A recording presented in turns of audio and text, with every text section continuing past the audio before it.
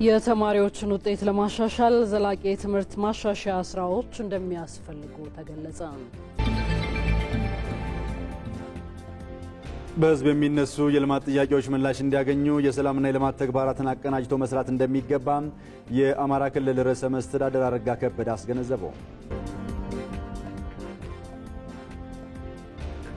ከውጪ ከመረጥነው ጉዳይ በህንድና ፓኪስታን መካከል ያለው ግጭት ቀጥሎ ዜጎች የሞቱና በሁለቱም ከተሞች ያለው ውጥረትም መባባሱ ተነገረ። ማንቸስተር ዩናይትድ እና ቶተንሃም በዩሮፓ ሊግ ፍጻሜ ላይ ተገናኙ።